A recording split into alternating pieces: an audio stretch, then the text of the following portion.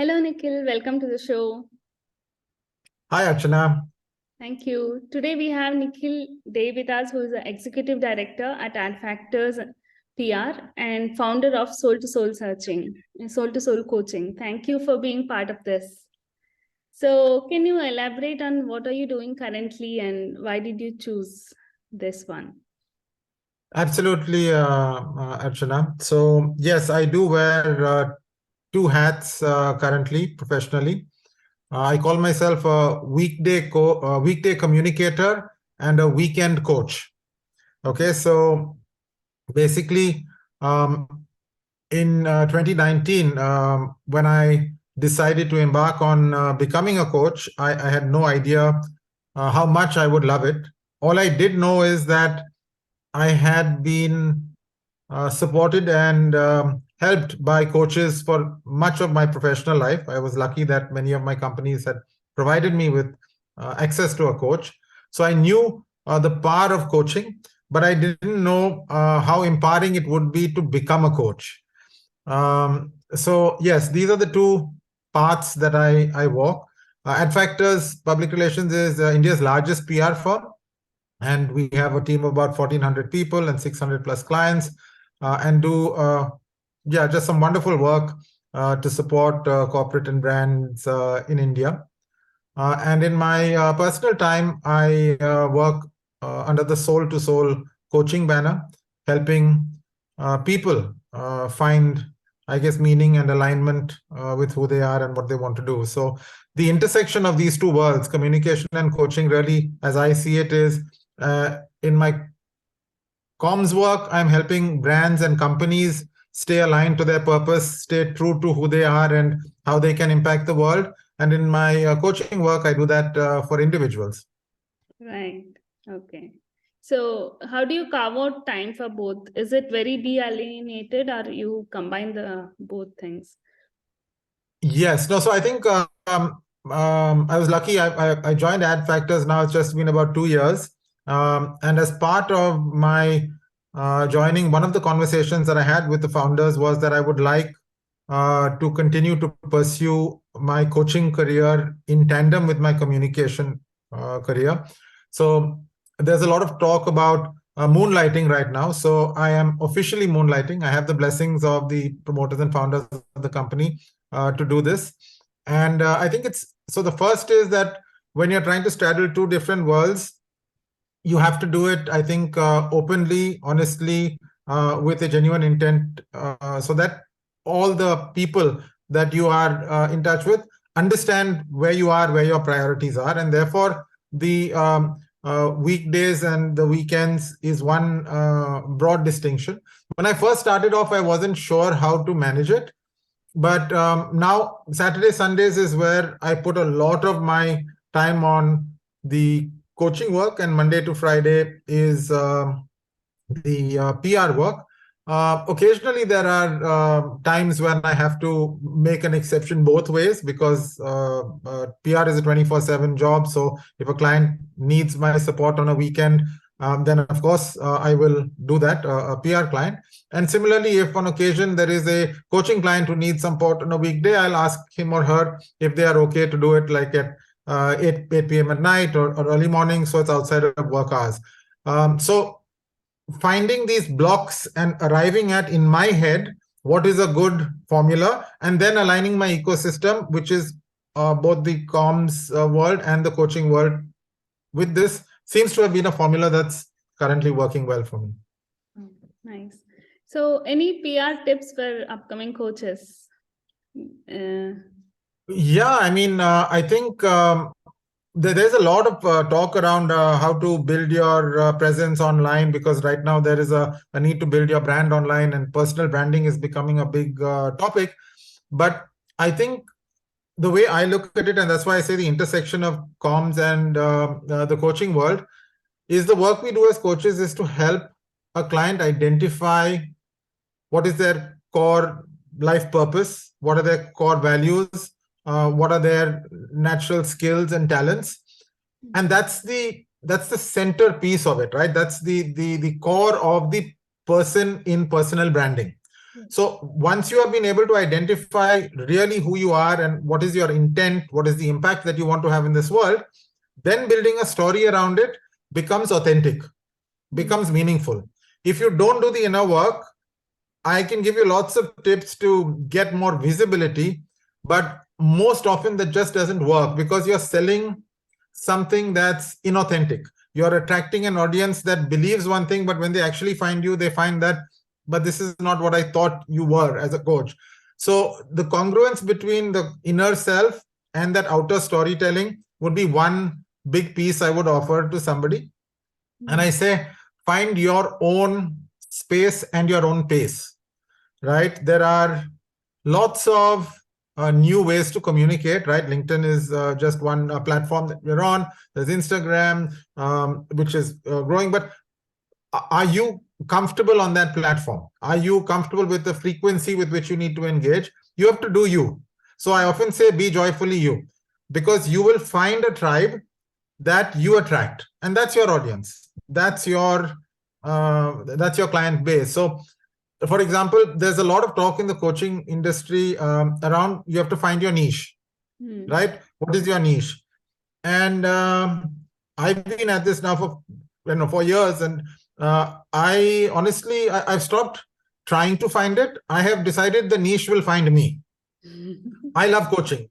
So I coach and I coach and I coach, right? Anybody who wants to be coached, I'm willing to coach. But in that process, right, of working with students, working in the pro bono space, working with C-suite, working with women leaders, working in manufacturing, entrepreneurship. So I've played in all sorts of places. And over time, what I've arrived at now is I call myself a what next coach, right? I think that's my niche. So if you have reached a point in your life when you're asking the question, what next, right? Which could be a version of that, could be what else? There has to be more. What more? Sometimes what less? There's too much going on. So what next coaching for me is I guess a niche, right? So I love helping my clients figure out their what next, what more, what else, what less. And that's where I'm at right now. Wow, that's beautiful. Instead of running behind the niche, you start doing your work and the niche will appear in front of you. Yes. That's what I at least has been so far. And I'm not even sure if this qualifies as a niche, but this is what I enjoy doing. And as long as I'm having fun coaching, as long as I'm making, I believe, a difference, then my energy and my desire to keep doing this more and more is what keeps me going. Right. Beautiful. So what are some of the challenges that you found when you just started coaching, and how did you overcome them? Yeah. Well, I guess straight out of completing my course with Coach for Life, after my peer coaching network, we had, as you're aware, you have that peer coaching network where you offer your time to support somebody, and in return you get a coach. But that's for a fixed period. At some point, that sort of handshake agreement comes to an end. If you're lucky, you can continue to get access to that, but there is no obligation. So I was just not sure where to begin to find clients, right? Paid or otherwise. And if I look back, what's helped me is, I think I'm so excited about coaching, I can't stop talking about it. So everywhere I go, anybody who's willing to listen about coaching, I talk about it. And like that, I was having a cup of coffee with a friend who's an ex-colleague who runs his own company. And I was telling him about this. And I said, I'm really trying to figure out where to find a client. And this was just like a few weeks after I had finished my course. And he said, well, if you're willing, I have somebody in my team who I think would benefit from working with somebody like you as a coach. And I'll offer you a barter. In lieu of you coaching this person, I will create he used to run an annual conference. He said, I will offer two tickets to somebody deserving who can attend it in your name. Right. So I said, okay, because under ICF guidelines, as long as there is an exchange of value, it is paid coaching. So that's how I got my first client. And that was a client that I worked with for close to 2 years, right? That single one client. and gave me so much confidence because I saw the impact that I had on that person's life. And I think just finding that first client out of that chance coffee conversation was a start. But I think finding clients and trusting yourself to do meaningful work for them, and that mindset was very crucial, because if ever I veered in search of hours, I felt something was just not working for me, because then it was like I was just trying to get hours to get to the next goalpost to qualify for my ACC. And maybe in the first month or two, that was very much in my mind. But after that, I just put it aside. I said, you know what? I'm just going to coach. And it may take me a year, it may take me 2 years to get 100 hours. I'm not running after hours. I want to do meaningful work. You know, and I say this for PR and for coaching, to do work that matters for people who care, right? That's really, I think, what gives me joy. If I can do meaningful work, then I sleep at night feeling happy. So I went in search of that, and I found so many Touchwood clients on that journey. And none of them were peer coaching. They were all just people either in need of coaching, or I was offering some pro bono coaching, and then I started getting paid work. So that worked. The only thing that I did was I chose in the initial phases to get all my clients to pay my fee forward. So all my clients pay my fee to a charity of their choice. So that enabled me to define value, deliver value, not just do a free work. Because I think when you are paying for coaching, you take it seriously, you put value in it. But because I was not paying my bills with coaching and my PR work pays the bill, I was able to hold that line. I wasn't chasing money or chasing clients. And I think that made a big difference in the way that my practice established in the initial years. Wow, that's beautiful. Don't run after the hours, but run after the meaningful work and the value that you can deliver to clients. Nice. Yeah, I think because that word of mouth, that's the intersection of PR again, right? What is PR? It is like earlier today, somebody in an interview with me was talking about the difference between advertising and PR. And this is what he said he understood, that if you're selling cookies and you're a cookie and you say, hey, look at me, I'm a great cookie, come and buy me or taste me, that's advertising. But if 10 people say, that's a great cookie, you need to get one of those, you love it, that's PR. So I think that's what doing good work does for you, because every person whose life you touch has 10 friends who he or she at some point wants to help and says, hey, I think you should go to soul coaching. Nikhil does some really good work. He may be of help to you. And that helps get the clients. Wow, nice. So that actually is in tandem with my next question. We know that coaching is very powerful and can change lives. What has been the biggest contribution you have made to a coachee that comes on top of your head, or transformation, as you might say? Well, there are two stories that immediately pop up, both of which I have permission to share without, of course, divulging the names of the people. The first was a client of mine who came to me through the doors of an organization where I volunteer called Coaches for You. You may have heard about them. It was a group of us that came together during COVID as a response to COVID to support people who may be COVID impacted. And we were offering up to 3 free or pro bono sessions. And at that time, I was just trying to coach and trying to figure out how to, where can I get people to coach? So I had signed up over there. And one of my early clients there came to me on a day when this person had, unfortunately, lost their job, because the first wave of COVID was brutal in many ways, not just on lives, but on livelihoods as well. As companies were impacted, they were letting go of staff. And this person arrived into that coaching session literally fresh off that conversation. And I was still, I would say, a fairly new coach. And this was like I guess, a scary place to be, right? The responsibility of handling this well, and trying to understand where's the line between where somebody needs a coach, where somebody needs a therapist, and all of that, which we talk about. But anyhow, long story short, 3 sessions with this individual. And after that, we couldn't offer any more. And as per the rules of CFI, we were not allowed to solicit business through it. We are not supposed to have any contact.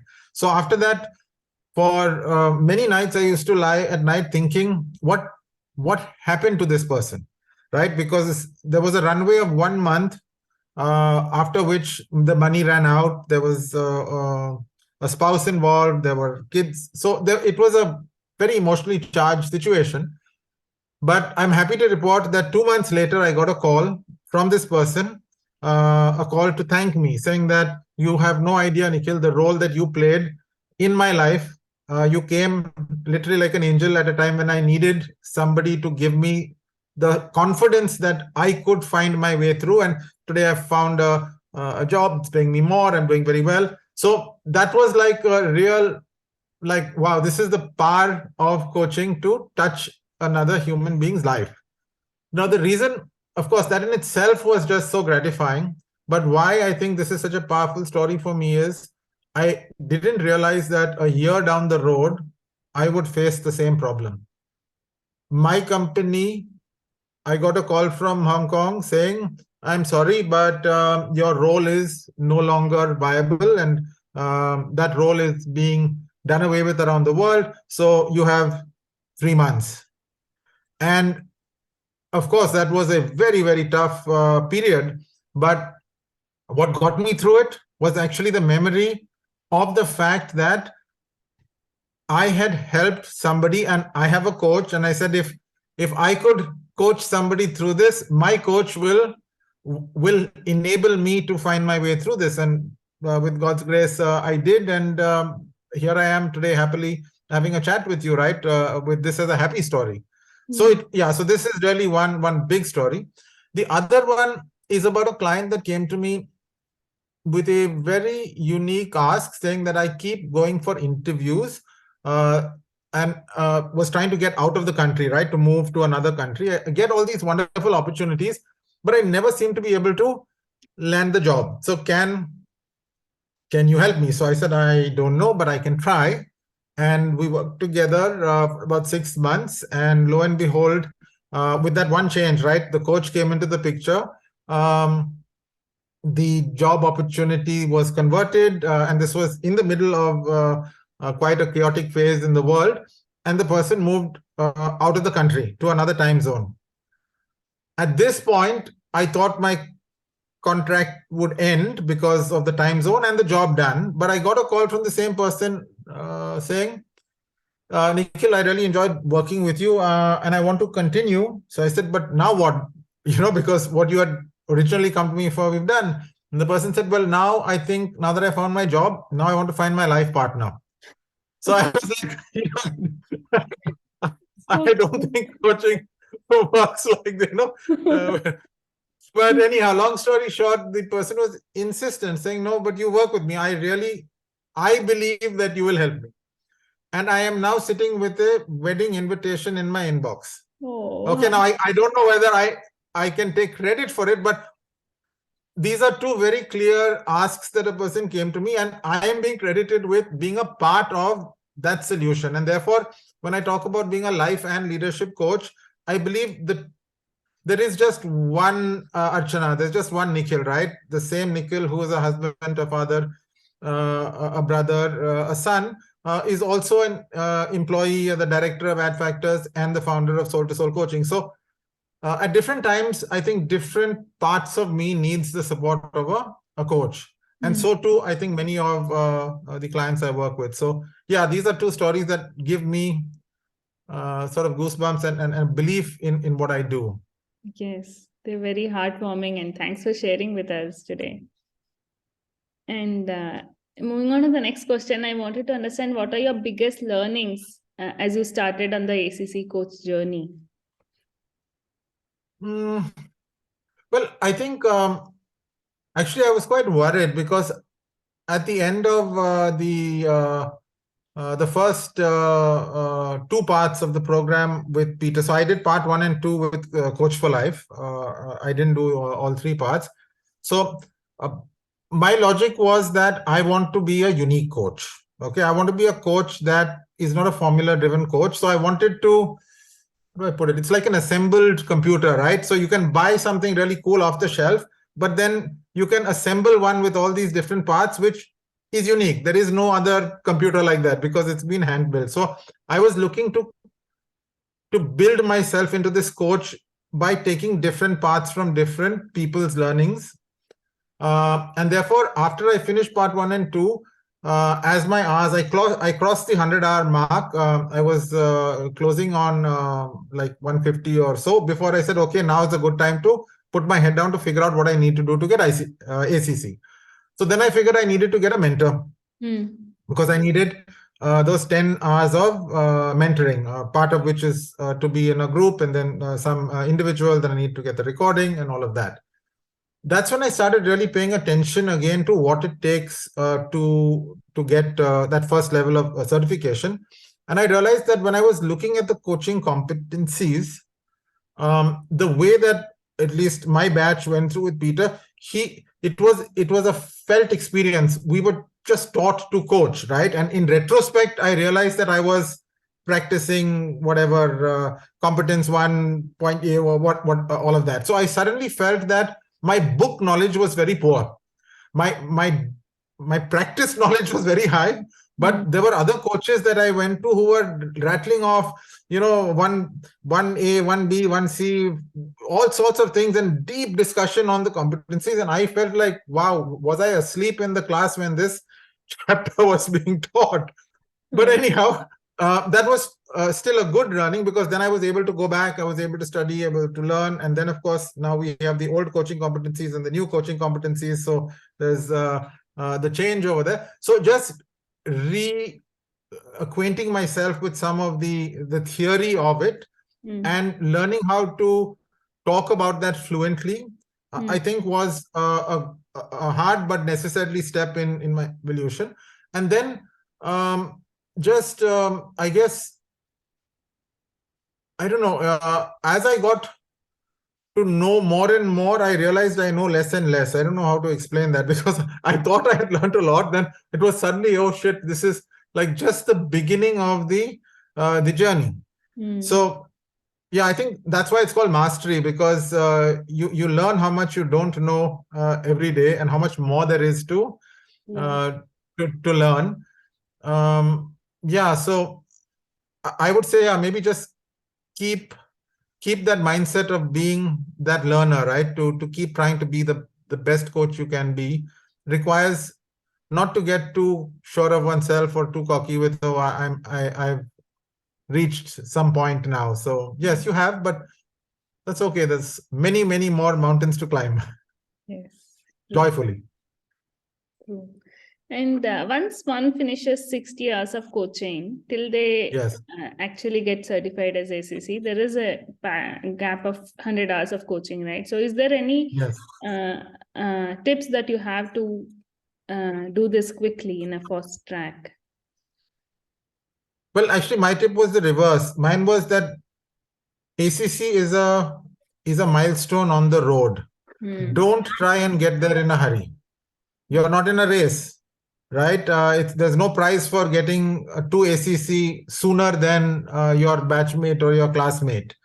Everybody follows their own path. Some like the highway, some like the scenic route, some like the off-roading. Just be sure that you're enjoying doing the coaching. So those hours, every one of those hours should have a story, should bring a smile to your face. They shouldn't be, oh, I have to fill in these hours. I feel that was my formula. It worked for me. And the reason, again, I say this is that even though I didn't race to ACC, there was a great satisfaction when I got it. But the morning after, so to speak, I was the same me, right? okay, now I had a piece of paper or a nice little badge to show for it, and there was a feeling of accomplishment. But then what? Okay, so then, okay, 500 PCC. Now, my life can't be defined by, okay, I've got to get to PCC, I've got to get to MCC. I pray and hope that I will get to both those milestones. But what I do along the way, how I get there, I think is as important as getting there. Yeah, so that would be my input to anybody who's feeling pressured to get the hours. And even if you're thinking that I need that certificate in order to, I don't know, get more clients, I don't think it works like that.